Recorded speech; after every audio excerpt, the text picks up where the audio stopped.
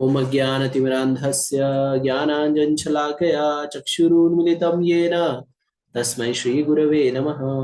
श्रीचैतन्यमनोभीष्टं स्थापितं येन भूतले स्वयं रूप कदा मह्यं ददाति स्वपदान्तिकम्। वन्देऽहं श्रीगुरो श्रीयुतापदकमलं श्रीगुरून् वैष्णवांश श्रीरूपं साग्रजातं सहगण रघुनाथान्वितं तं सजीवम् साद्वैतं सावधूतं परिजनसहितं कृष्ण चैतन्य देवं श्री राधा कृष्ण पादान् सगण ललिता श्री विशाखान्वितांश नमो विष्णुपादाय कृष्ण प्रेष्ठाय भूतले श्रीमते भक्ति वेदांत स्वामी निति नामिने नमस्ते सरस्वते देव्यै गौरवाणी प्रचारिणे निर्विशेष शून्यवादी पाश्चात्य देश तारिणे जय श्री कृष्ण चैतन्य प्रभु नित्यानंद श्री अद्वैत गदाधर शिवासादि गौर भक्तवृंद हरे कृष्णा कृष्णा कृष्णा हरे हरे हरे राम राम राम हरे हरे। हरे कृष्णा। अंतर्राष्ट्रीय कृष्ण भावनामृत संघ इस्कॉन इस्कॉन अयोध्या आप सभी भक्तजनों का हार्दिक स्वागत करता है। आज जो है हम अध्याय 15 की शुरुआत करेंगे। अध्याय 15 का शीर्षक है पुरुषोत्तम योग और पुरुषोत्तम योग के बारे में चर्चा करेंगे। तो आप सभी लोग सोच रहे होंगे कि प्रश्नोत्तर सत्र अध्याय 14 का, तो अध्याय 14 का प्रश्नोत्तर सत्र जो है कल ले लेंगे। आज जो है अध्याय 15 की शुरुआत करते हैं और इसके बाद कल वाले सत्र में प्रश्नोत्तरी करेंगे। तो ज्यादा समय ना लेते हुए इस श्लोकों की श्रृंखला में जाते हैं। और आज जो है श्लोक संख्या, ये बहुत ही इंपॉर्टेंट अध्याय है क्योंकि इस अध्याय में भगवान जो है हमें बताते हैं कि ये भौतिक जगत किस तरह से आध्यात्मिक जगत का उल्टा प्रतिबिंब है, साथ ही साथ किस तरह से वैराग्य करके या ज्ञान ग्रहण करके किस तरह से इस उल्टे वृक्ष से हम लोग बाहर, इस उल्टे जगत से हम लोग बाहर निकल सकते हैं। तो ये बहुत ही छोटा अध्याय है लेकिन बहुत ही महत्वपूर्ण अध्याय है। इसमें सिर्फ 20 श्लोक है और आज जो है श्लोक संख्या 1 की हम विवेचना करने का प्रयास करेंगे। तो मैं स्क्रीन शेयर करता हूँ, आप लोग चैट बॉक्स में लिख करके बता सकते हैं कि आपको स्क्रीन दिखाई दे रहा है या अथवा नहीं। चैट बॉक्स में लिख करके बताइए कि स्क्रीन दिखाई दे रहा है या नहीं। तो अध्याय 15 पुरुषोत्तम योग। तो अध्याय 15 की विवेचना की शुरुआत करेंगे और सारी विवेचनाएं जो है कृष्ण कृपा मूर्ति श्री श्रीमद एसी भक्तिवेदांत स्वामी श्री प्रभुपाद, जो कि अंतर्राष्ट्रीय कृष्ण भावनामृत संघ के संस्थापक आचार्य, उनकी शिक्षाओं पर आधारित है। तो अध्याय 14 का पुनरावलोकन कर लेते हैं, पुनरावृत्ति कर लेते हैं कि अध्याय 14 में हमने क्या क्या सीखा, क्या क्या जाना, क्या क्या समझा। तो अध्याय 14 में सबसे पहले हमने देखा, अध्याय 14 का शीर्षक ही है प्रकृति के 3 गुण। तो हमने देखा कि किस तरह से प्रकृति के 3 गुण जो है वो किस प्रकार जीवों को बांधते हैं। सतोगुण, रजोगुण, तमोगुण तीनों ही बंधनकारी हैं। फिर हमने देखा कि विभिन्न गुणों में मृत्यु के बाद क्या गति होती है। तो सतोगुण में व्यक्ति जब शरीर त्याग करता है तो ऊपर के लोगों को जाता है, और रजोगुण में जब व्यक्ति शरीर त्याग करता है तो मध्य के स्तर पर यानी पृथ्वी लोकों पे रहता है, और तमोगुण में जब शरीर त्याग करता है तो पशु योनि में जाता है।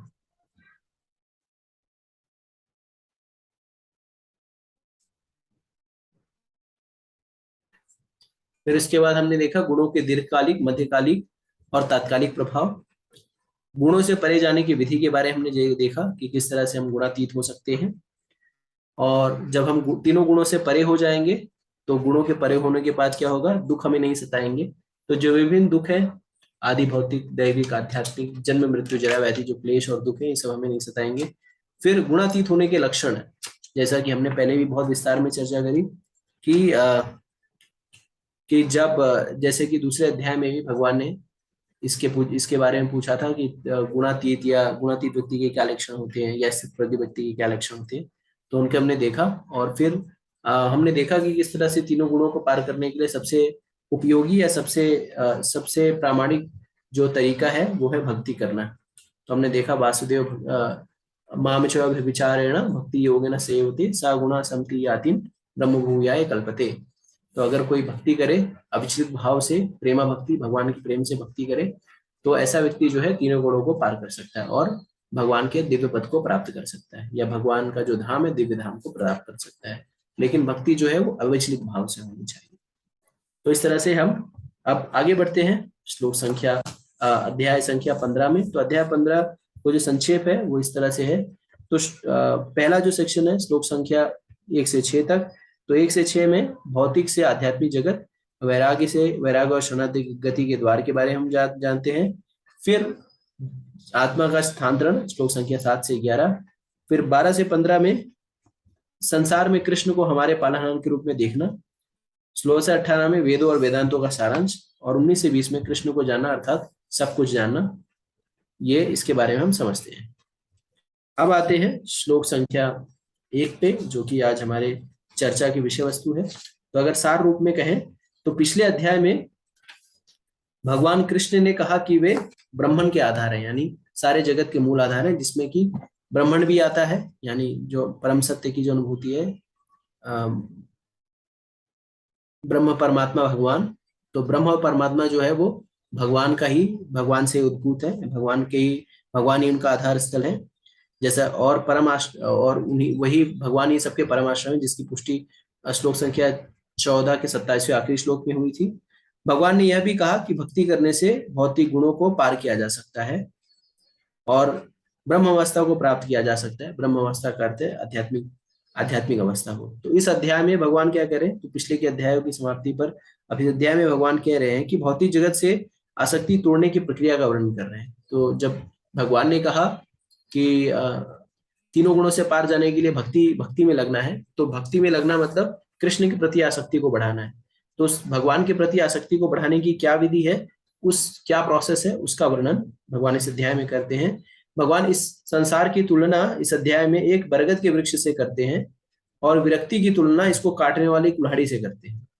इसके बाद वे पुरुषोत्तम योग का वर्णन करते हैं। भक्ति योग का महत्व जानने के बाद कोई पूछ सकता है कि वेदों का सार क्या है।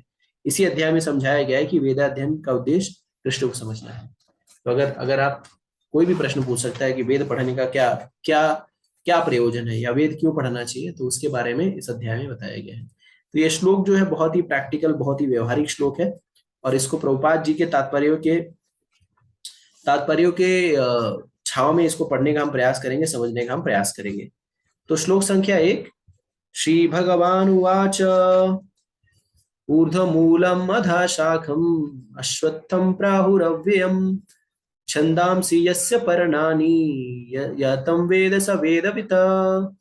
तो भगवान ने कहा कि कहा जाता है कि एक शाश्वत वृक्ष है जिसकी जड़ें तो ऊपर की ओर है और शाखाएं नीचे की ओर तथा पत्तियां वैदिक स्रोत हैं।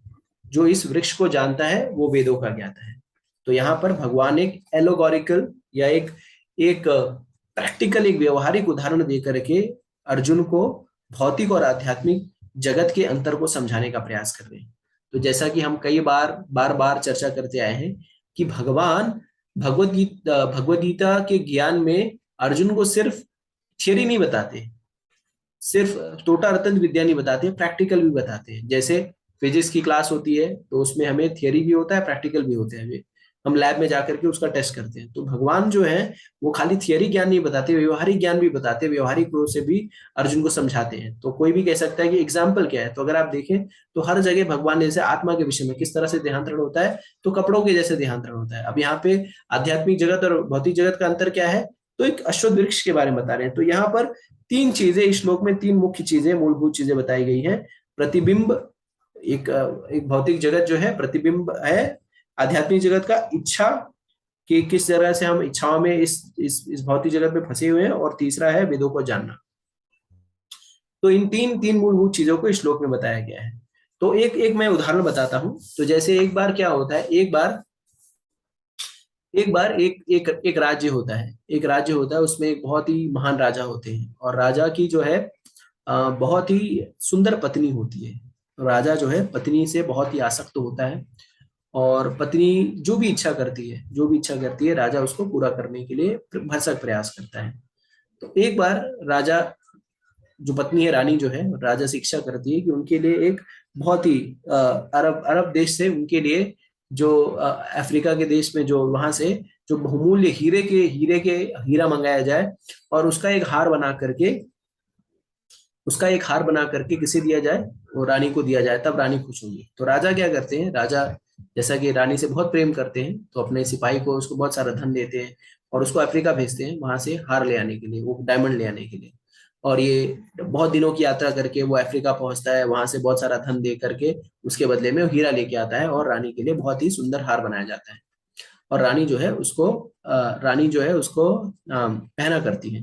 रानी को जब मिलता है तो रानी बहुत ही प्रसन्न होती है, राजा भी प्रसन्न होते हैं।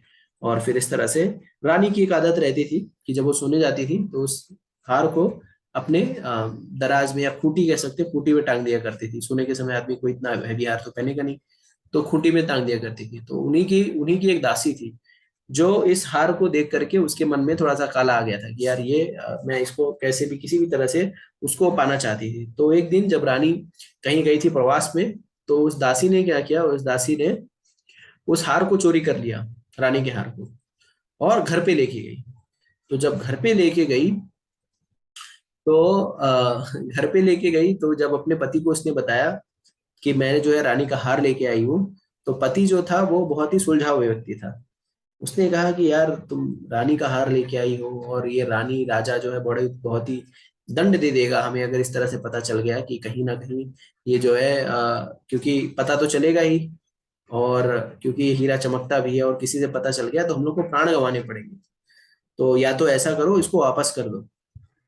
तो जो चोरनी स्त्री रहती है, जो उसकी पत्नी रहती है, दासी कहती है कि नहीं, अगर मैं इसको वापस करने गई और मुझे किसी ने पकड़ लिया फिर भी तो मेरे ऊपर, मतलब अगर कोई पकड़ लिया, सुरक्षा रक्षक जैसे आप देखते हैं कभी भी एयरपोर्ट वगैरह पे जाते हैं आप, तो प्राय हर दिन आपको कहीं ना कहीं एक बार में सुनाई पड़ता है या कोई ना कोई पता चलता है कि आज 16 किलो जो है सोना पकड़ा गया, 20 किलो सोना पकड़ा गया। क्यों? क्योंकि उनके पास हाई हाई बहुत ही उच्च स्तर के तकनीकी स्तर के जो है डिटेक्टिंग डिवाइसेस होते हैं, जो कि आपको तुरंत पकड़ लेते हैं कि मेटल है। लेकिन फिर भी इतने डिवाइसेस होने के बावजूद, इतनी सारी चेकिंग होने के बावजूद भी लोग जो है चंद पैसों के लिए अपना जीवन इस पे लगाते हैं, दांव पे लगा करके वो क्या करते हैं, इस तरह की स्मगलिंग करते हैं। और अगर एयरपोर्ट पे पकड़े जाते हैं तो उनको बहुत घोर दंड भी मिलता है, लेकिन फिर भी करते हैं। तो रानी उस दासी ने यही कहा कि अगर मैं जाऊंगी तो स्कैनिंग वगैरह हुआ, चेकिंग हुआ, मैं पकड़ी गई तो भी मुझे मृत्युदंड मिलेगा, तो अब क्या करना चाहिए। तो व्यक्ति ने सोचा, बहुत सोचा, दिमाग लगाया, उसने सोचा कि यार क्या कर सकते हैं। तो उसने बोला ठीक है, मेरे दिमाग में आइडिया आया। तो बोले क्या?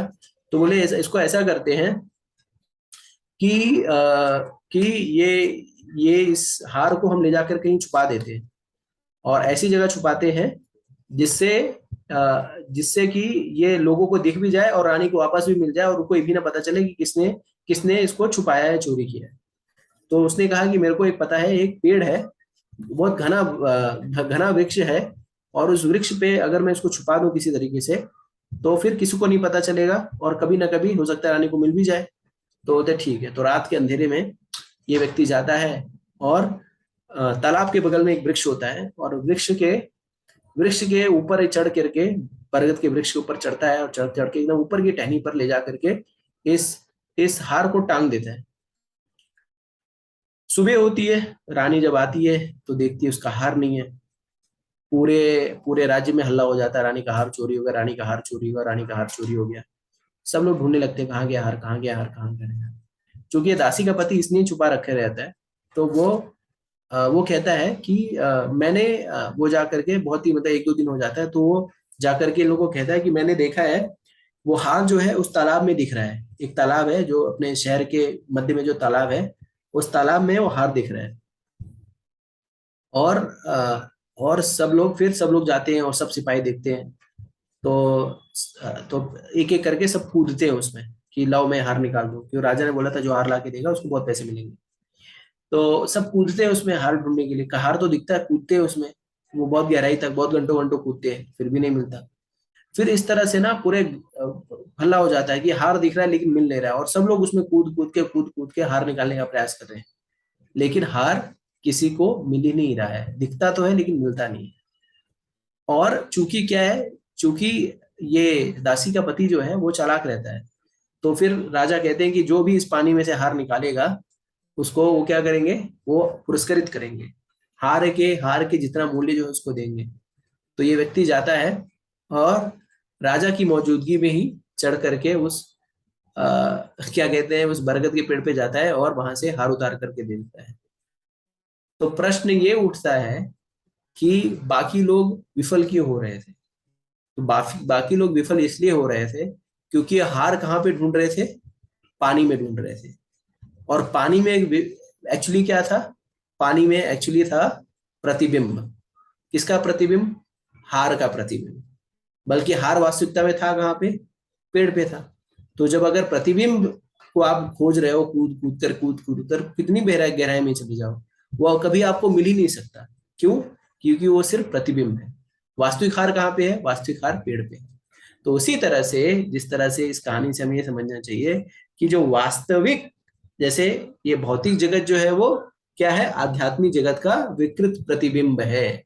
तो कहने का मतलब ये जो हार है, हार क्या है, हार हार यानी खुशियों का हार या सुख शांति जो भी हम चाहते हैं वो किधर है, वो आध्यात्मिक जगत में है। ठीक है। और हम उस खुशियों को कहाँ पे ढूंढ रहे हैं, इस भौतिक जगत रूपी प्रतिबिंब में ढूंढ रहे हैं। तो वो जो पेड़ जिसपे हार रखा हुआ है वो आध्यात्मिक जगत है, वो गोलोक है, वैकुंठ है, जहां पर भगवान निवास करते हैं। और ये जहां पे व्यक्ति कूद कूद के हार को ढूंढ रहा है वो क्या है, ये हमारा भौतिक जगत है। तो खुशियां यहाँ पे है ही नहीं। क्यों, कितना भी आप डुबकी मार ले, कितने भी सोफिस्टिकेटेड तरीके से आप छलांग मारे, लेकिन आपको हार मिल ही नहीं सकता। तो उसी तरह से भगवान यहाँ पे बता रहे हैं कि कहा जाता है एक शाश्वत वृक्ष है, शाश्वत नहीं, एक एक शाश्वत अश्वत्थ वृक्ष है, इसमें अश्वत्थ नहीं लिखा है। एक शाश्वत अश्वत्थ वृक्ष है जिसकी जड़ें तो ऊपर की ओर है और शाखाएं नीचे की ओर है। तो अश्वत्थ वृक्ष मतलब बरगद का पेड़, तो जड़ ऊपर है, ऐसा कहीं आपने देखा है किसी भी पेड़ का जड़ ऊपर है? ऐसा पेड़ कहीं पे नहीं दिखाई देता। तो इसका अर्थ क्या है कि जैसे कि आप देखो चित्र में, अगर आप एक्सट्रीम लेट में देखेंगे तो एकदम बहुत ही सुंदर चित्र वर्णन किया है। तो अगर देखिए तो जड़ किसकी तरफ दिख रहा है, ऊपर की तरफ दिख रहा है। अगर ऊपर के पार्ट को आप क्लोज कर दिए तो जड़ ऊपर की तरफ दिख रहा है और शाखाएं नीचे की तरफ। तो वास्तविकता में क्या बताने का प्रयास है, बताने का प्रयास यही है कि भौतिक जगत जो है आध्यात्मिक जगत का विकृत प्रतिबिंब है। तो जिस तरह से सारी सुख सुविधाएं, सुख आनंद जो है वो शाश्वत जगह पे है, प्रतिबिंब में कुछ नहीं है। तो प्रभुपाद के परिप्रेक्ष्य प्रभुपाद क्या बताते हैं, प्रभुपाद जी बताते हैं इस भौतिक जगत के बंधन की तुलना अश्वत्थ के वृक्ष से की गई है। जो व्यक्ति सकाम कर्मों में लगा हुआ है उसके लिए इस वृक्ष का कोई अंत नहीं है। तो जैसे कि हमने देखा कि व्यक्ति लोग आए, जीव सारे सिपाही लोग आए और तालाब में कूद कूद कर बहुत बहुत गहराइयों में गए, क्या ढूंढने के लिए, वो उस हार को ढूंढने के लिए जो कि उनको दिखाई दे रहा था। लेकिन वो हार उनसे मिल ही नहीं रहा था। क्यों नहीं मिल रहा था, क्योंकि हार तो ऊपर था। तो उसी तरह से हार तो पेड़ पे था, ये तो प्रतिबिंब छाया को ढूंढ रहे, छाया को ढूंढने का प्रयास करें। तो उसी तरह से हमारे जीवन में बताते हैं, आचार्य बताते हैं कि जो सकाम कर्म में लगे हुए हैं, जो सकाम कर्म मतलब जो भोग करने की इच्छाओं और लालसाओं में लगे हुए हैं, ऐसे लालसा को ऐसे लालसा को पूरा करने की इच्छा लेकर के ऐसे जगत में ऐसी लालसाओं को पूरा करने के जो प्रयास करते रहते हैं, ऐसे व्यक्ति जो है वो कभी भी इस वृक्ष के अंत तक नहीं पहुंच पाते या उस सुख की प्राप्ति नहीं कर पाते। तो अगर हम अपने जीवन को एनालाइज करें, अगर अपने जीवन को एक एक एक एक स्टेप बैक लेकर के अगर इसको हम समझने का प्रयास करें, देखने का प्रयास करें, तो हम सारे लोग उसी ही 99 के चक्कर में फंसे हुए हैं। हम लोग प्रयास करते रहते हैं। देखिए, जब इस इच्छाओं का कोई अंत नहीं है। अगर अपने जीवन को हम देखें तो इच्छाएं हमारी कभी खत्म ही नहीं होती। एक जाती है दूसरी वापस आती है, एक जाती है दूसरी वापस आती है, एक जाती है दूसरी वापस आती है, एक इच्छाएं पूरी होती है दूसरी फिर शुरू हो जाती है। तो इसका कभी अंत ही नहीं है। और कितना भी आप प्रयास करके कितनी भी चीजें पढ़ा बना ले, आपको सदैव चीजें कम ही लगती हैं। क्यों, क्योंकि ये जगत ही इसी तरह डिजाइन किया गया है। और जो आसक्तियां, जो हमारी इच्छाएं हैं, वो क्यों नहीं हो रही है, रजोगुण से उत्पन्न काम के कारण हमारी इच्छाएं जो है वो खत्म ही नहीं हो रही है, खत्म ही नहीं हो रही है, खत्म ही नहीं हो रही है, खत्म ही नहीं हो रही है। और क्यों खत्म नहीं हो रही है, क्योंकि ये खत्म इसलिए नहीं हो रही है क्योंकि हम सही दिशा में है ही नहीं ना। अगर मान लीजिए हार जो पेड़ पे टंगा हुआ है और आप कितनी भी गहराई में 2000 किलोमीटर नीचे चले जाएं समंदर के गहराइयों में, तो भी आपको नहीं मिलेगा क्योंकि वो है ही नहीं वहां पे। तो सुख जो है, आप सकाम कर्म से या चीजों को इकट्ठा करके कितना भी इकट्ठा कर लीजिए, धन वैभव ऐश्वर्य, आपको वास्तविक सुख प्राप्ति नहीं हो सकता। क्यों? क्योंकि इस जगत में सुख है ही नहीं। तो जैसे हम कहते नहीं है कि आध्यात्मिक जगत क्या है, वो वैकुंठ जगत है। वैकुंठ, बिना कुंठा, यानी बिना किसी परेशानी, वहां पे सुख है। तो अब यहाँ पे सुख है, तो यहाँ पे सुख की सिर्फ झलकियां हैं इस जगत में। भौतिक जगत में सिर्फ सुख की झलकियां हैं, वास्तविक सुख नहीं है। तो जहां पे सिर्फ झलकियां हैं, कितना भी प्रयास कर ले तो वास्तविक सुख प्राप्त हो सकता है क्या? नहीं, वास्तविक सुख नहीं प्राप्त होता जब तक हम उस वास्तविक स्थान पर नहीं पहुंचते, जो कि हमारा, जो कि जैसा, जिस तरह से अगर हम वो असली पेड़ पर नहीं चढ़ते। तो आगे बताएंगे कि क्या है, हम देखते हैं आगे प्रभुपाद जी क्या बता रहे हैं। यह एक शाखा, यह वह शाखा, वह एक शाखा से दूसरे में और दूसरे में तीसरे में घूमता रहता है। इस जगत रूपी वृक्ष का कोई अंत नहीं है, और इस वृक्ष में आसक्त उसकी मुक्ति का कोई संभावना नहीं है। तो यहाँ पे भगवान प्रभुपाद जी बता रहे हैं कि जीव जो है वो क्या करता है, सकाम कर्म में लगा हुआ व्यक्ति क्या करता है, एक शाखा से दूसरी शाखा, दूसरी शाखा से तीसरी शाखा।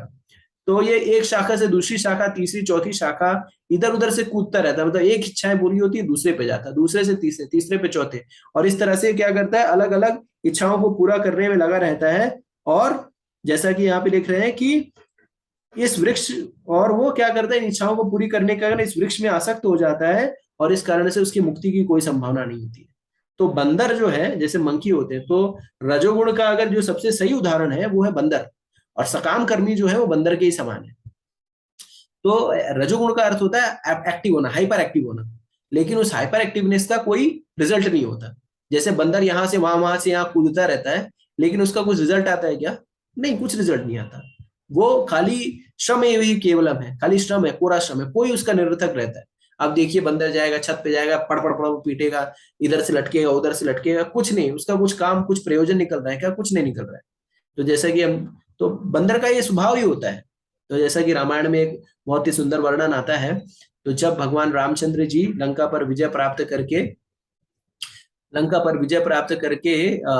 सारे लंका पर विजय प्राप्त कर लिया, सारे लोग जो है, सारे वानर लोग बोलने लगे कि हमें भी चलना है, हमने अयोध्या नहीं देखी है। तो हनुमान जी से भगवान ने पूछा, रामचंद्र जी ने, कि क्या करें, इनको लेकर के चले? तो हनुमान जी ने कहा कि हाँ ठीक है, लेकर के चलिए, लेकिन ये लोग बहुत उत्पात मचाएंगे। तो बोले नहीं, कोई बात नहीं, मैं इनका बहुत ऋणी हूँ, इनको लेकर के चलते हैं। तो हनुमान जी ने सारे बंदरों को इंस्ट्रक्शन दिया कि अयोध्या में सभ्य लोग रहते हैं, वहां पे अच्छे बड़े बड़े, मतलब जानकार लोग रहते हैं, और हम लोगों को कोई ऐसी चीज नहीं करनी है जिससे कि हमारी बेइज्जती हो जाए, या रामचंद्र जी को थोड़ा सा उनको बुरा लगे। तो हमें ऐसा कोई भी कार्य नहीं करना है। तो बोलते हैं ठीक है, तो कैसे क्या करें? तो राम जी, हनुमान जी बोलते हैं उनको कि सारे वानरों को बोलते हैं कि मैं जैसा करूंगा वैसा आपको करना है, ठीक है? तो बोले कि आप लोगों को वहां पे तमीज से रहना है। तो बंदर लोगों को क्या मालूम तमीज, उनको तो कभी तमीज ऐसा कुछ रहता नहीं, वो तो उछल कूद मचाते रहते हैं, क्या तमीज मतलब। तो बोले कि ठीक है, हमें समझ में नहीं आ रहा आप क्या कहना चाह रहे हैं। तो बोले कि ऐसा है कि हम जो बोले, मैं जो जैसा करूंगा आप वैसे ही करिएगा। तो कहते हैं ठीक है, जैसा आप बोलेंगे वैसे ही करेंगे। तो क्या होता है कि ये लोगों के लिए एक भोजन की व्यवस्था की जाती है, फीस्ट फीस्ट व्यवस्था की जाती है। तो चूंकि बंदरों को चने बहुत पसंद है, तो रामचंद्र जी, बड़े से प्रसादम हॉल रहता है, उसमें सारे वानर बैठते हैं, और हनुमान जी भी बैठते हैं। और बंदरों को कभी भी ऐसा बैठ के खाने की आदत नहीं होती ना, उनको कभी देखा है पंगत में बैठ के ऐसे खा रहे हैं, दाल चावल रोटी सब्जी आ रहा है, और लाओ, ऐसा बोल, ऐसा करते हैं क्या? नहीं, वो लोग तो पेड़ों पे रहते हैं, इधर से कूदा, उधर से आम आम तोड़ा, उधर से थोड़ा सा गुठली तोड़ा, दूसरा दूसरा फल तोड़ा, इधर से उछल कूद करके खाते हैं। तो उन लोगों के लिए नया एक्सपीरियंस था, यार ये क्या है कि हम लोग को बैठ के खाना पड़ रहा है। तो बोले ठीक है, कोई बात नहीं, तो हम जो भी, जैसे भी हनुमान जी करेंगे ना, हम वैसा ही करेंगे। और फिर क्या हुआ कि उन लोगों को, सारे बंदरों को चना परोसा गया, सारे बंदरों को चना परोसा गया। अब सब लोग वैसे क्या, सब लोग टेम्प्ट हो रहे थे कि यार ऐसा झट्टे से खा ले, लेकिन लेकिन उन लोगों को बोल के रखा था हनुमान जी ने कि मैं जैसा करूंगा वैसे ही आपको करना है। तो बोले ठीक है, वेट कर रहे थे। तो देखिए हनुमान जी क्या कर रहे हैं। तो हनुमान जी ने क्या किया, हनुमान जी, सबका ऊपर सबका परोस दिया गया चना। उसके बाद फिर हनुमान जी ने एक चना लिया, एक चने को उठाया, और चने को, उसके ऊपर देखिए कवर लगा रहता है, जो चना होता है उसके ऊपर कवर लगा रहता है, फुल के, पता नहीं क्या बोलते हैं इसको। तो वो कवर लगा हुआ था, और हनुमान जी ने क्या किया, सोचा कि इस कवर को निकाल देता हूँ, और कवर को निकाल करके उसको खाता हूँ। और जैसे उन्होंने ऐसे हाथ से दबाया कवर को, तो कवर हाथ में रह गया, और चना जो है उड़ गया। तो हनुमान जी ने, अरे चना तो उड़ गया, लाओ मैं इसको कैच कर लेता हूँ। तो उन्होंने क्या किया, उसको कैच करने के लिए उछल पड़े, और उछल के चना कैच करने लगे। और जैसे ही सारे बंदरों ने देखा, क्योंकि हनुमान जी ने उनको बोला था क्या कि जैसा मैं करूंगा वैसे ही करना है, तो उनको नहीं पता चला कि ये क्या हो रहा है। तो उन्होंने सोचा कि अयोध्या में लगता है चना खाने का ये स्टाइल है।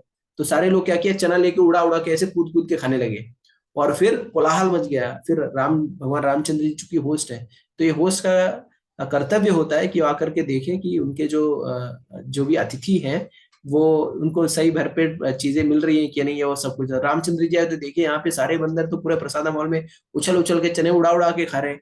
तो फिर हमने हनुमान जी से पूछा क्या हो गया, ये सब उछल उछल क्यों रहे, सब ठीक तो है।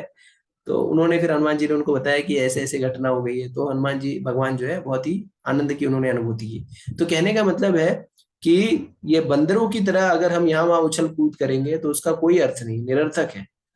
बंदरों की तरह उछल कूद करने का अर्थ है इच्छाओं को पूरा करने का प्रयास करेंगे। और भौतिक जगत में लोग जो है अलग अलग इच्छाओं को पूरा करने के लिए बहुत ही तीव्रता से प्रयासरत है। ठीक है, तो इससे हमें ये जो प्रवृत्ति है, ये जो प्रवृत्ति है ये क्या करती है, हमें बांधती है। और चूंकि हमें आध्यात्मिक ज्ञान नहीं होता, इस कारण से हम इस भवसागर में ही अटक जाते हैं, इस भवसागर में ही अटक जाते हैं। सकाम कर्मी क्योंकि उनकी बहुत तीव्र उत्कट इच्छा होती है ना इस जगत में भोग करने की, तो क्या करते हैं कि बहुत सारा धन इकट्ठा करते हैं, बहुत सारा पैसा इकट्ठा करते हैं, प्रॉपर्टी इकट्ठा कर लेते हैं। और इकट्ठा करने में वो इस तरह से इस जगत में ऐसा अरेंजमेंट करना चाहते हैं जिससे कि इस जगत में वो परमानेंटली रह पाए।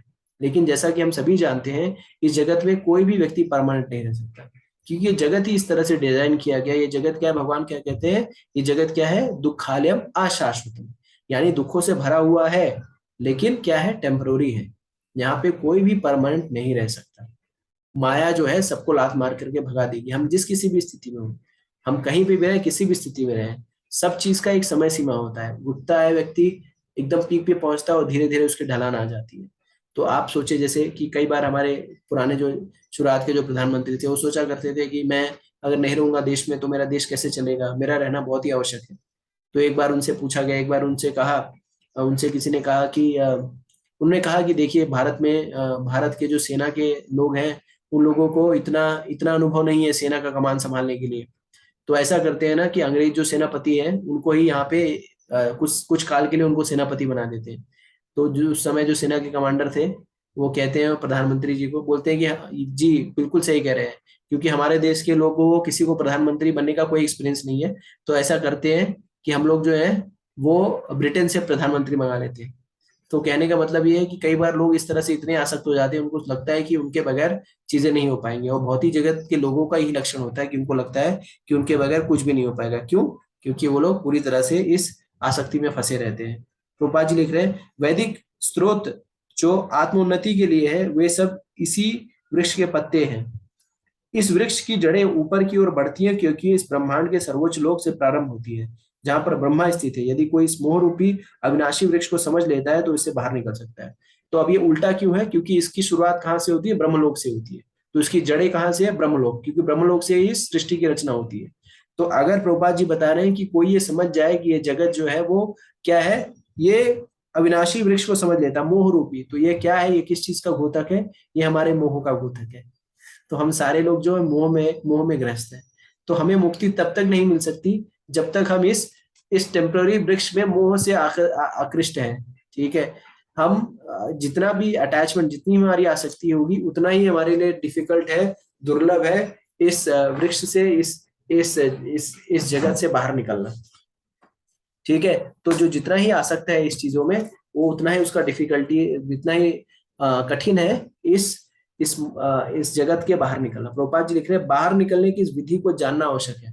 तो कैसे इस मोह रूपी, मोह की स्थिति से बाहर निकलना है ये जानना नितांत आवश्यक है। क्योंकि अगर हम ये नहीं जानेंगे, जैसे हम जेल में फंस गए, भूल भुलैया में फंस गए, तो भूल भुलैया से बाहर निकलने का अगर रास्ता आपको पता नहीं है तो क्या करेंगे, हम उसी भूल भुलैया में पूरा रात दिन लग जाएगा।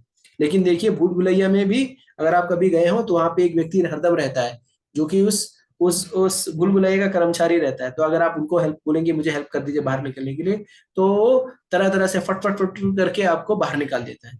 तो उसी तरह से हमें ये जो इस एक टहनी से दूसरी टहनी इधर उधर जो हम घूम रहे हैं, इससे बाहर निकलने के बारे में जानना बहुत ही नितांत आवश्यक है। प्रभुपाद जी लिख रहे हैं, पिछले अध्याय में बताया जा चुका है कि भवबंधन से निकलने की कई विधियां हैं। तो हमने कई विधियों के बारे में देखा जिससे भवसागर से बाहर निकल सकते हैं।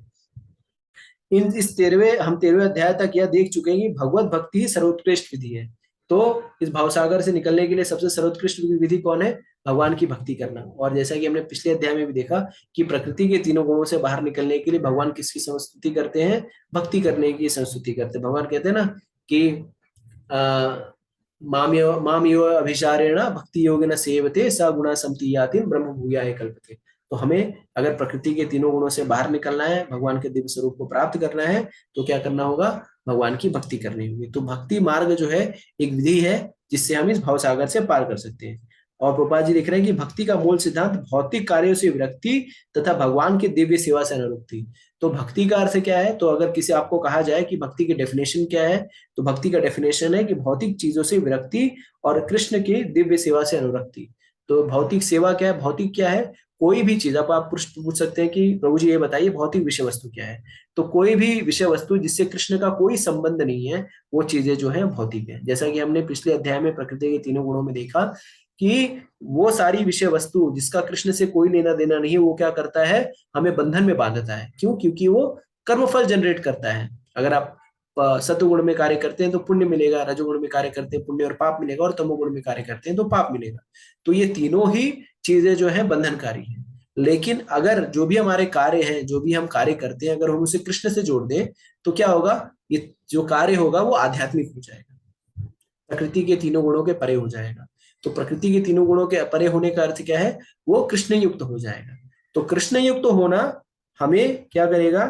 कृष्ण युक्त होना भक्ति है और कृष्ण से विमुख होना मोह है। ठीक है, जैसे कहा गया है, कृष्णा भूलिया जीव भोग वांछा करे, माया देवी पासाटे झापटिया धरे। तो कृष्ण को भूल कर के जब हम भोग करने की अभिलाषा लेकर कार्य करते हैं तो माया हमें झट से धर लेती है, और वही हमारे पतन का मूलभूत कारण बनता है। अगर सब स्पष्ट हो गया हो तो चैट बॉक्स में लिख करके बता सकते हैं। इस अध्याय के प्रारंभ में संसार से आसक्ति तोड़ने की विधि का वर्णन हुआ है। तो इस अध्याय में भगवान क्या बता रहे हैं? किस तरह से संसार से आसक्ति हम तोड़ सकते हैं। इस संसार की जड़ें ऊपर की ओर बढ़ती हैं। इसका अर्थ है कि ब्रह्मांड के सर्वोच्च लोक से पूर्ण भौतिक पदार्थ से यह प्रक्रिया शुरू होती है। तो इस ब्रह्मांड के सर्वोच्च लोक से पूर्ण भौतिक पदार्थ से यह प्रक्रिया शुरू होती है। वहीं से सारे ब्रह्मांड का विस्तार होता है, जिसे अनेक लोग अनेक शाखाओं में रूप लेते हैं। इसका फल जीवों के कर्मों के फल है, अर्थात धर्म अर्थ काम मोक्ष द्योतक है। तो क्या बताया गया है कि इस संसार की जड़ें ऊपर की ओर बढ़ती है। तो चूंकि उल्टा उल्टा है, तो जड़ जो है ऊपर। कभी आपने देखा है कोई पेड़ जो ऊपर की तरफ? नहीं। लेकिन ये क्या है? ब्रह्मांड के सर्वोच्च लोक यानी ब्रह्मलोक से शुरू होती है और सारे ब्रह्मांड का विस्तार होता है। सारे ब्रह्मांड में इसका विस्तार है, अलग अलग शाखाएं हैं। अलग अलग अलग अलग लोग कौन को क्या है? अलग अलग लोग, जैसे ब्रह्मलोक, अलग अलग जो लोग है, चंद्रलोक, सूर्यलोक, ये सब अलग अलग शाखाएं हैं। और इसके फल क्या है? जीवों के कर्मों के फल, जो हमारे कर्मों के फल है, अर्थात धर्म अर्थ काम मोक्ष। यद्यपि इस संसार में ऐसे वृक्ष का जिनकी शाखाएं नीचे की ओर हो तथा जड़ें की ऊपर हो कोई अनुभव नहीं है, किंतु बात कुछ ऐसी ही है। ऐसा वृक्ष जलाशय के निकट पाया जा सकता है। तो प्रभुपाद जी लिख रहे हैं कि ऐसा उल्टा वृक्ष आपको इस जगत में आपको देखने के लिए नहीं मिलेगा। लेकिन ये कहाँ मिलेगा? जैसा कि हमने शुरुआत में उस कथा से डिस्कस किया था कि ऐसा वृक्ष जो है वो जलाशय के निकट ही पाया जा सकता है। हम देख सकते हैं जलाशय के तट पर उगे वृक्ष का प्रतिबिंब जल में पड़ता है, तो उसकी जड़ें ऊपर तथा शाखाएं नीचे की ओर दिखती हैं, जैसा कि आपको स्क्रीन में दिख रहा होगा लेफ्ट साइड में। दूसरी शब्दों में यह जगत रूपी वृक्ष आध्यात्मिक जगत रूपी वास्तविक वृक्ष का प्रतिबिंब मात्र है। तो इसका अर्थ क्या है कि भौतिक जगत जो है आध्यात्मिक जगत का विकृत प्रतिबिंब ही है, मतलब रिफ्लेक्शन है।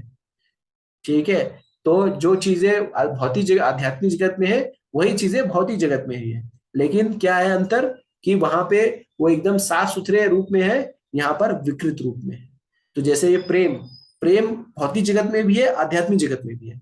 लेकिन भौतिक जगत में जो प्रेम है वो विकृत है। क्यों? क्योंकि ये काम से अभिभूत है, स्त्री पुरुष के फिजिकल संबंधों से अभिभूत है। लेकिन आध्यात्मिक जगत में भी प्रेम है, लेकिन वहां पे काम आसक्ति का कोई एक रंच मात्र भी विषय वस्तु नहीं, वहां पे कोई किसी के प्रति कामासक्ति नहीं है। लेकिन हमारे यहाँ पे भौतिक जगत में प्रेम क्या है? कामासक्ति है। जैसे ईर्ष्या, जैसे वहां पे भी कंपटीशन है, आध्यात्मिक जगत में भी कंपटीशन है और भौतिक जगत में भी कंपटीशन है। लेकिन भौतिक जगत में कंपटीशन किस लिए है? भौतिक जगत में प्रतिस्पर्धा है खुद को आगे करने के लिए। मैं कितना बड़ा हूं, मैं कितना महान हूं, मैंने कितना क्या कर दिया, मैं अहम में थी। लेकिन आध्यात्मिक जगत में भी कंपटीशन है, आध्यात्मिक जगत में भी स्पर्धा है। जैसा कि बताया गया, आचार्य बताते हैं कि जो राधा रानी की सखियां या जो भगवान की जो सेवा करने के ग्वाल बाल हैं, जो भी दोस्त यार हैं, वो लोग इस तरह से प्रतिस्पर्धा करते हैं कि भगवान को कौन अच्छे से सेवा करेगा, कौन भगवान को अत्यधिक प्रसन्न कर पाएगा। तो वो प्रतिस्पर्धा जो है अनुकूल प्रतिस्पर्धा है, वो प्रतिकूल प्रतिस्पर्धा नहीं है।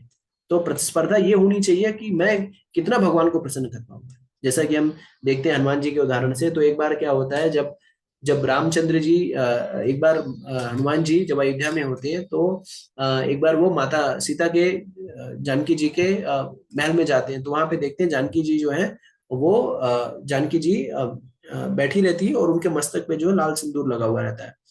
तो जानकी जी से पूछते हैं हनुमान जी, माता ये लाल जो लगा है उसका अर्थ क्या है? तो उन्होंने कहा कि ये हनुमान जी, ये जो है ना, इसको सिंदूर कहते हैं, और इसको लगाने से ये जब मैं अपने शरीर मतलब इसे मस्तक इस पे धारण करती हूँ, तो भगवान जो है इससे प्रसन्न होते हैं, रामचंद्र जी से प्रसन्न होते हैं। तो हनुमान जी ने सोचा, अच्छा, ये छोटा सा लाल सिंदूर लगाने से भगवान प्रसन्न होते हैं, रामचंद्र जी प्रसन्न होते हैं। तो हनुमान जी का जीवन का मूलभूत उद्देश्य क्या है? कृष्ण को, रामचंद्र जी को प्रसन्न करना। तो वो सीता मैया से प्रतिस्पर्धा कर रहे हैं यहाँ पे, देखिए अगर आप, तो प्रतिस्पर्धा है कि वो कृष्ण राम को प्रसन्न करना चाहते हैं। तो क्या सोचते हैं, जब सीता मैया थोड़ा सा एक एक इंच का जो है ये सिंदूर लगाती है तो इतना प्रसन्न हो जाती है। तो जाते हैं बाजार में, और बाजार में जाकर के एक सिंदूर का दुकान पे जाकर के सारे सिंदूर से अपने पूरे शरीर को एकदम लोटपोट कर लेते हैं, कहीं भी पूरे शरीर में जो है लाल लाल सिंदूर ही लगा रहता है। और वो जाते हैं राजमहल में जाते हैं, और राजमहल में जाकर के डांस करने लगते हैं। तो रामचंद्र जी सोचते हैं, अरे कौन आ गया, कौन सा बंदर है, कौन सा व्यक्ति है जो नाच रहा है। फिर उनको पता चलता है कि पूरे उस अंत तक लाल लाल ही रहते हैं। तो फिर उनको हनुमान जी बोलते हैं कि मैं हनुमान जी हूँ, हनुमान हूँ। अच्छा, तो रामचंद्र जी हंसने लगते हैं कि क्या हो गया हनुमान, आज आपको ये ऐसे लाल लाल होके क्यों आए हो? तो बोले कि प्रभु, आप प्रसन्न नहीं है क्या मुझसे? तो बोले क्यों, क्या हो गया? तो बोले कि सीता मैया जो है, सीता मैया ने बताया मुझे कि आप जो है लाल रंग का सिंदूर लगाने से प्रसन्न होते हैं। तो मैंने देखा कि सीता मैया ने बताया कि सीता मैया ने थोड़ा सा सिंदूर लगाया था तो आप प्रसन्न हो जाते हैं। तो देखिए मैंने पूरे शरीर में सिंदूर लगा लिया है, तो आप प्रसन्न है कि नहीं? तो अगर, तो फिर भगवान राम हंसते हैं और उनको ग्लोरीफाई करते हैं, उनको गुणगान करते हैं, बखान करते हैं कि हनुमान के अंदर कितना भगवान को आनंद देने के लिए कितना उनके अंदर उत्कंठा है। तो यहाँ पे भी कंपटीशन हुई, भक्त के बीच में कंपटीशन हुई अगर आप देखें तो। लेकिन कंपटीशन का हेतु क्या था? कंपटीशन का हेतु था, प्रतिस्पर्धा का हेतु था भगवान की प्रसन्नता। तो आप देखिए कि हनुमान जी ने भी कंपटीशन की कि मैं राम जी को और प्रसन्न करना चाहूंगा। तो उसी तरह से भौतिक जगत में जो है, आध्यात्मिक जगत में प्रतिस्पर्धा होती है भगवान की प्रसन्नता के लिए, लेकिन भौतिक जगत में प्रतिस्पर्धा होती है अपने को आगे करने के लिए। तो हमें क्या करना चाहिए? हमें देखना चाहिए कि हम भगवान को कितना प्रसन्न कर पा रहे हैं, या हमारे कार्य से भगवान कितना प्रसन्न होंगे। तो हमें वो बेंचमार्क रखना है। तो भौतिक जगत में क्या है, भगवान हमें भौतिक जगत में हम खुद को प्रसन्न करना चाहते हैं, खुद को आगे करना चाहते हैं, खुद को ग्लोरीफाई करना चाहते हैं, खुद का गुणगान बखान करना चाहते हैं। लेकिन आध्यात्मिक जगत में प्रतिस्पर्धा है भगवान को ग्लोरीफाई करने के, भगवान का गुणगान करने के लिए, भगवान का बखान करने के लिए। और भक्त जो है वो वही चीजें करता है जिससे भगवान का संबंध हो। वो कोई भी ऐसी चीज नहीं करता जिससे भगवान का उसका संबंध हो ही ना। जैसे उदाहरणार्थ, एक बार रामचंद्र जी के राजमहल में एक बहुत बड़ा जौहरी आता है, जौहरी ज्वेलर आता है, और वो बहुत ही सुंदर सुंदर मोतियों के हार लेके आता है, और राम जी को वो देता है, राम जी को देता है, ऑफर करता है, उसमें बहुत सुंदर सुंदर हार रहते हैं।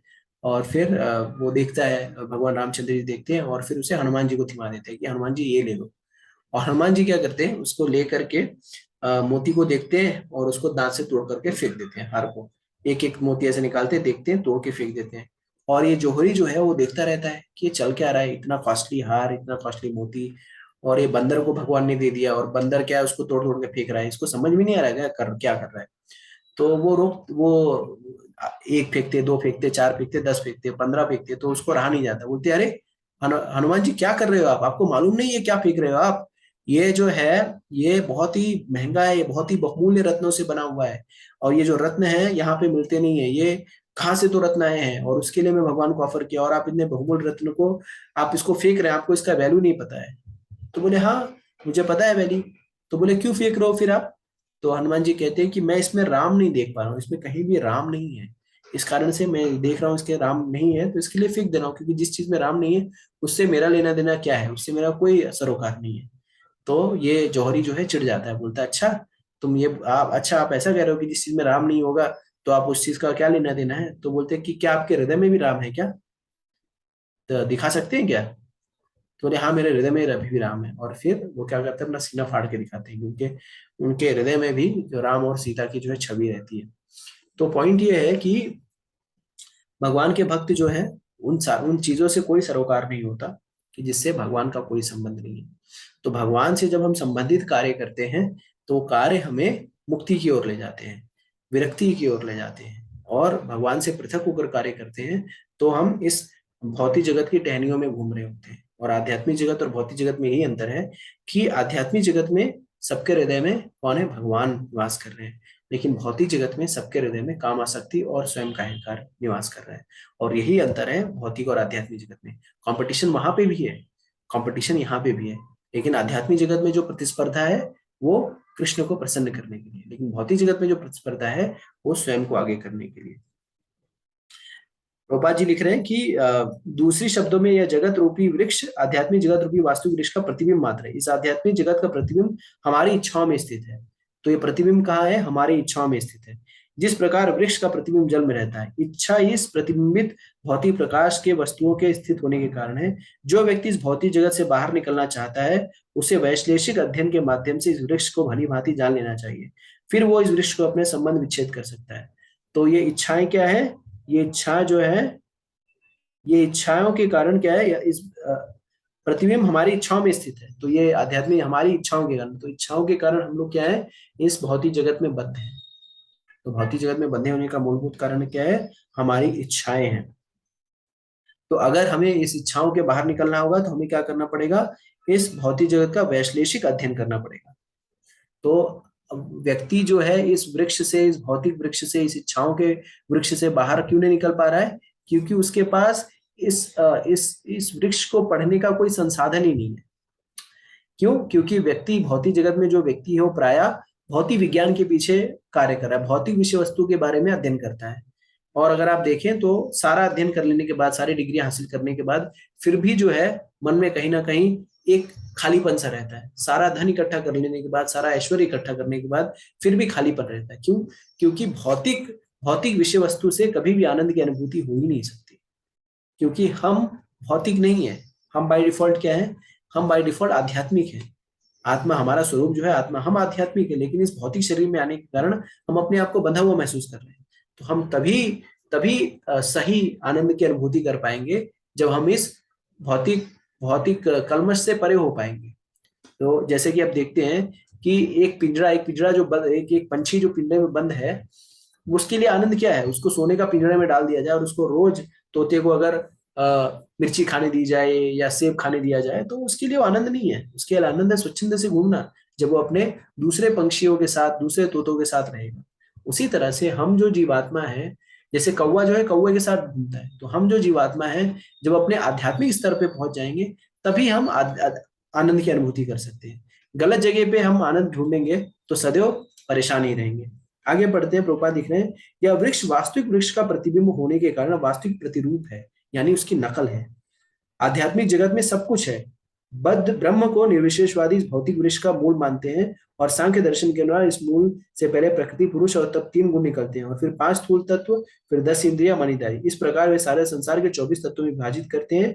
यदि ब्रह्म समस्त विभूतियों का केंद्र है तो एक प्रकार से भौतिक जगत 180 अंश गोलार्ध है और दूसरा 180 अंश गोलार्ध आध्यात्मिक जगत है। तो प्रभुपाद जी यहाँ मैथमेटिकल उदाहरण दे रहे हैं। तो कह रहे हैं कि अगर अगर अगर ये मान लिया जाए कि ये ब्रह्म, भगवान या जो भी ब्रह्म जो है वो इस जगत के स्रोत है, तो 180 डिग्री क्या है? आध्यात्मिक जगत है, और 180 डिग्री उल्टा जो है वो भौतिक जगत है। तो अगर एक सर्कल का 360 डिग्री होता है तो आधा गोलार्ध जो है भौतिक जगत, आधा गोलार्ध जो है आध्यात्मिक जगत। मतलब जो सही वृक्ष है, जो जो तालाब के निकट में जो वृक्ष, जो असली वृक्ष है वो आध्यात्मिक जगत, और उसका प्रतिबिंब जो पानी में दिख रहा है वो भौतिक जगत है। दोनों क्या ठीक है। चूंकि यह भौतिक जगत उल्टा प्रतिबिंब है, अतः आध्यात्मिक जगत में भी इसी प्रकार की विविधताएं होनी चाहिए। तो प्रभुपाद यहाँ पे तर्क देकर के प्रस्तुत कर रहे हैं कि जैसा कि हमने डिस्कस किया कि सारी विषय वस्तु जो कि भौतिक जगत में है वो भी आध्यात्मिक जगत में है। तो अगर 180 डिग्री गोलार्ध है और अगर उसका प्रतिबिंब है, तो इसका मतलब वो सारी चीजें जो इस भौतिक जगत में हम कर रहे हैं वो सारी चीजें आध्यात्मिक जगत में भी हो रही हैं। लेकिन जैसा कि मैंने कहा, इस भौतिक जगत में वो सारी विकृत रूप में है और आध्यात्मिक जगत में वो पूर्ण रूप में है। तो प्रेम, सेवा, ईर्ष्या, क्रोध, तो कई बार कहते हैं क्या क्रोध आध्यात्मिक जगत में भी क्रोध है? जी क्रोध है। लेकिन किसके लिए क्रोध है? आध्यात्मिक जगत में क्रोध है भगवान को अच्छे से सेवा ना कर पाने की। अगर कोई भक्त जो है अच्छे से सेवा नहीं कर पाता तो क्रोध करता है, या भगवान की सेवा करने के लिए क्रोध करता है। जैसे कि उदाहरण है हनुमान जी का। तो हनुमान जी ने भी क्रोध किया, लेकिन क्रोध किया तो भक्तों को नुकसान पहुंचाया क्या? नहीं।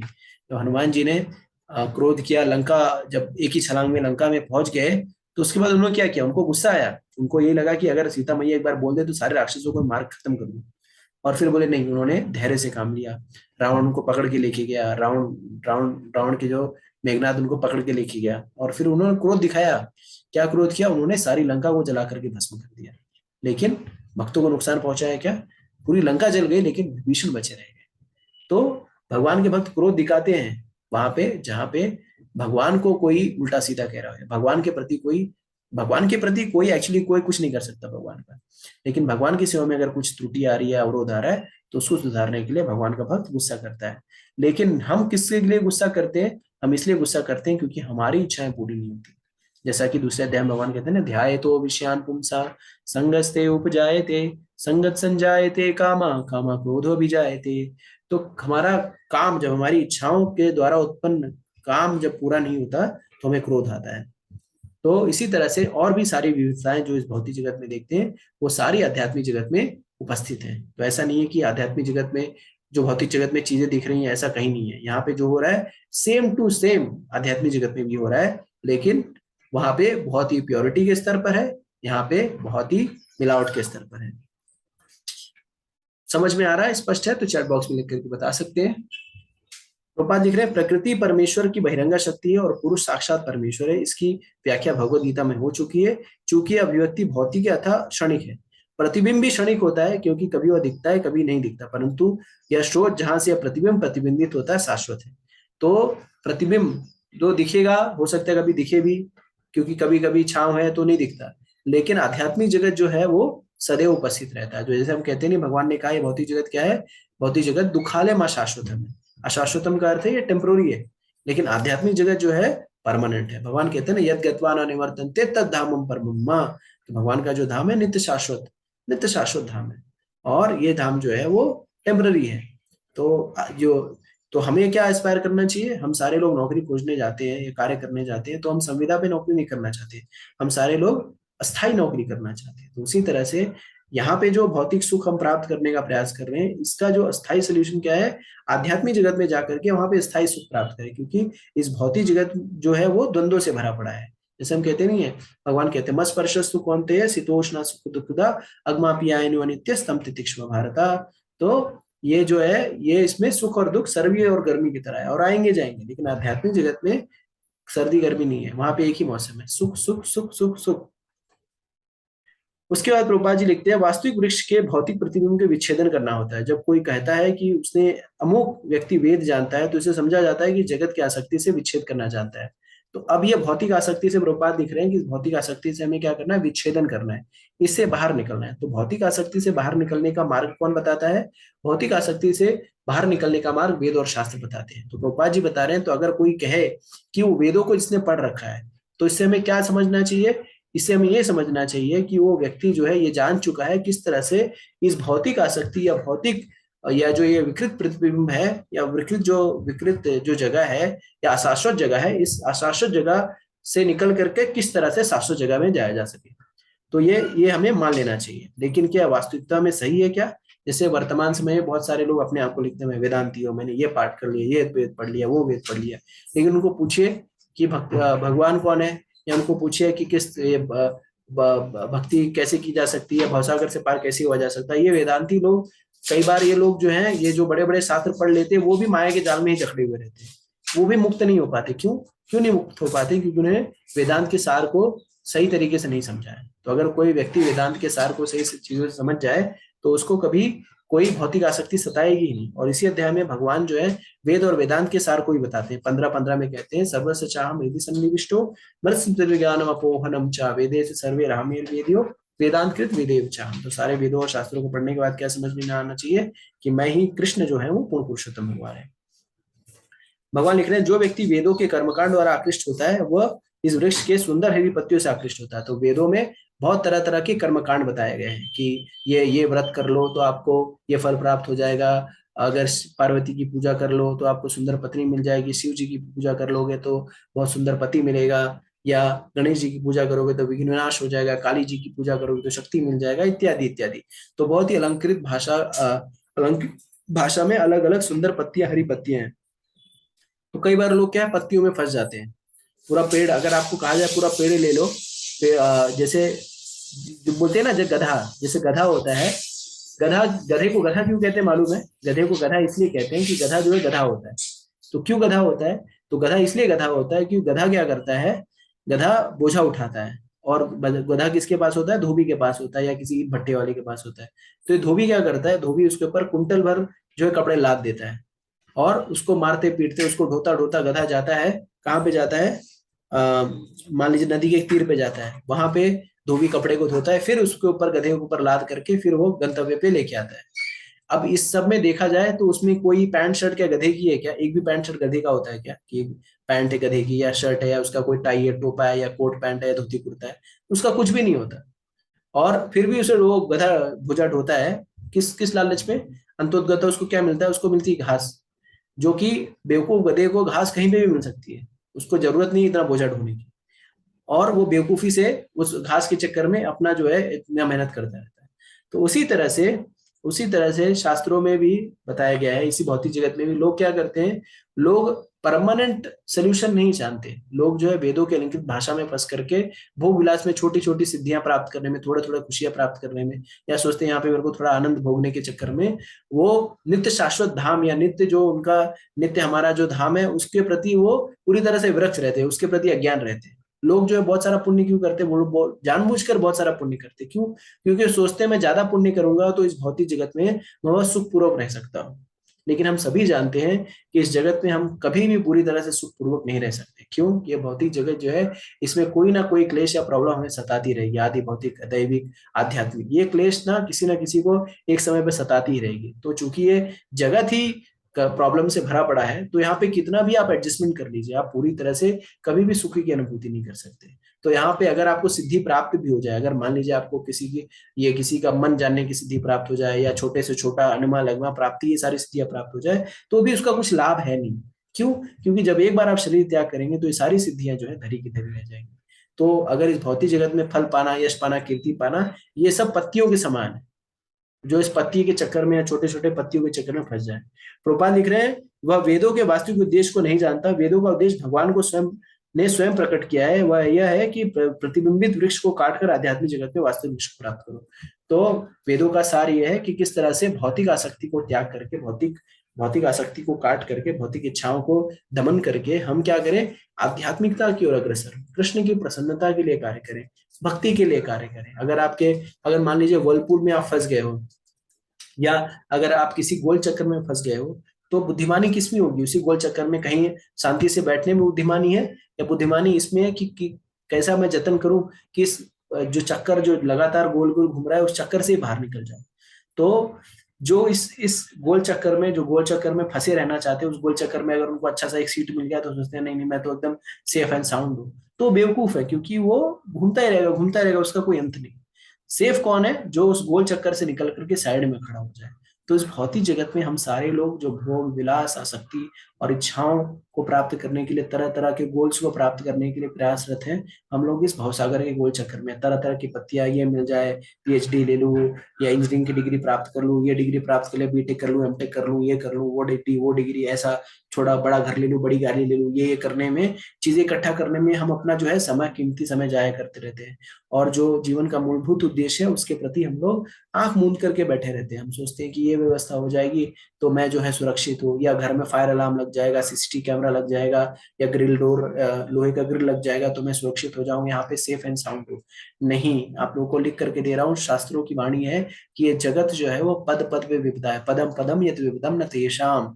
तो इस जगत में पद पद पर विपदा है। तो बुद्धिमान व्यक्ति जो है इस विपदा वाले जगह से बाहर निकलने में, ना कि इस विपदा में ही एडजस्टमेंट करके रहने में। तो अगर जैसे हमें पता चल जाता है कि किसी इलाका बहुत खतरनाक है या हम फंस गए हैं, तो हम क्या करते हैं, जल्दी से उसे बाहर निकलने का प्रयास करते हैं। क्यों? क्योंकि हम किसी झंझट या पचड़े में नहीं पड़ना चाहते।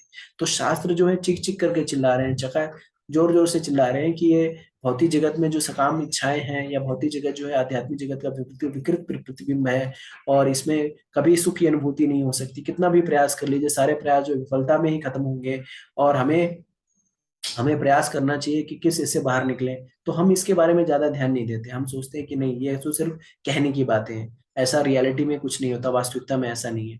लेकिन हम अगर, जैसा कि हम शास्त्रों का अध्ययन करें, भक्तों के संग में रहें, तब जा करके हमें ये सारी चीजें, जैसे हम भगवद गीता पढ़ रहे हैं, तब हमें ये सारी चीजें समझ में आ रही कि ये वास्तविकता है क्या। लेकिन अगर हम भक्तों के संग में नहीं रहते तो अज्ञान के अंधेरे में ही रहते हैं। अज्ञान के अंधेरे में रहते हैं तो इग्नोरेंस इज ब्लिस। इसी के लिए गुरु की आवश्यकता, आचार्य की आवश्यकता, आध्यात्मिक शिक्षा की आवश्यकता होती है। वर्तमान समय में, वर्तमान समाज में सारी चीजें हैं, धन भी है, पैसा भी है, यश भी है, सब कुछ है। लेकिन अगर किसी चीज की मूलभूत कमी है तो आध्यात्मिक ज्ञान की।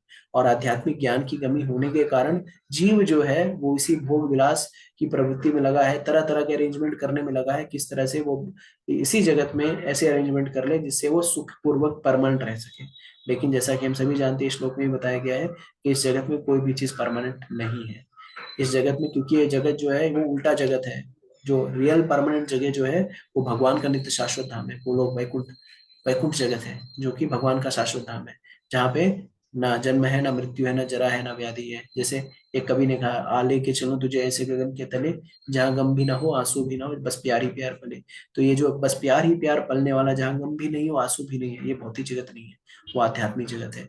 तो ऐसा कि यहाँ पे बताया गया है कि हमें इस चीज का विश्लेषण करना चाहिए। मनुष्य जीवन का, मनुष्य शरीर प्राप्त किया है हमें, तो इस ये प्रश्न अपने आप से पूछना चाहिए कि मैं कौन हूँ, मैं यहाँ पे क्यों आया हूँ।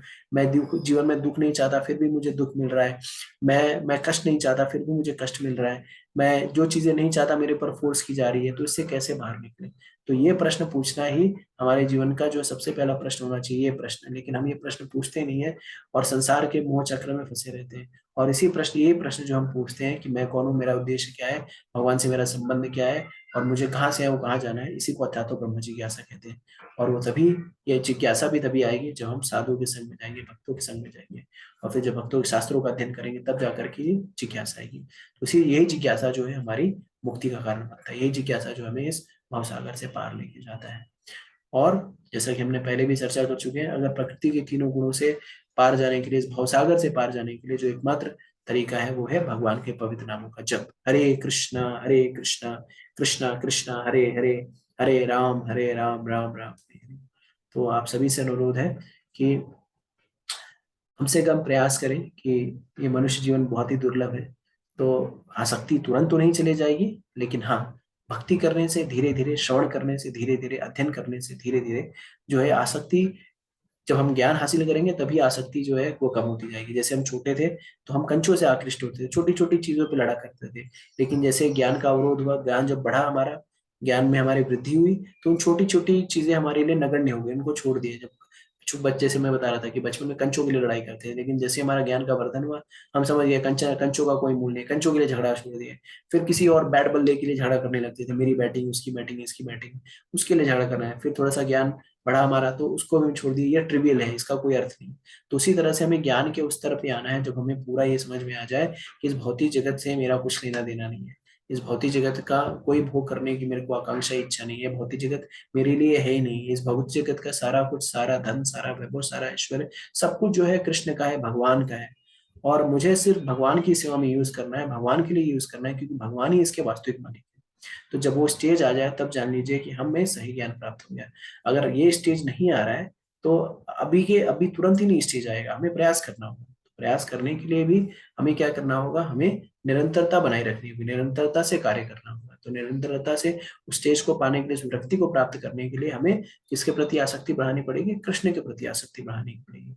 और कृष्ण के प्रति आसक्ति बढ़ाने के लिए हमें क्या करना पड़ेगा, हमें भगवान के पवित्र नामों का जप करना पड़ेगा। हरे कृष्णा कृष्णा कृष्णा हरे हरे, हरे राम राम राम हरे। तो जिस तरह से हम भगवान के नामों का जप करेंगे, भगवद गीता, भागवतम इत्यादि शास्त्रों का अध्ययन करेंगे और और भगवान को अर्पित प्रसाद ग्रहण करेंगे, जब धीरे धीरे ये सारी चीजें करेंगे तो हमारा चित्त का शुद्धिकरण होगा, मन का शुद्धिकरण होगा और हमारी भौतिक इच्छाएं जो है कम होंगी और हम आध्यात्मिक जगत को प्राप्त होंगे। तो यहीं पे अगर आप लोगों को समझ में आ गया हो तो चैट बॉक्स में लिख करके बता सकते हैं। तो यहीं पे आधिकारिक रूप से सत्र हम समाप्त करते हैं। आप लोग से अनुरोध है इसको लाइक और शेयर कर दीजिएगा। और जैसा कि 14वें अध्याय का जो प्रश्नोत्तरी सत्र है तो हम आगे कर लेंगे उसे।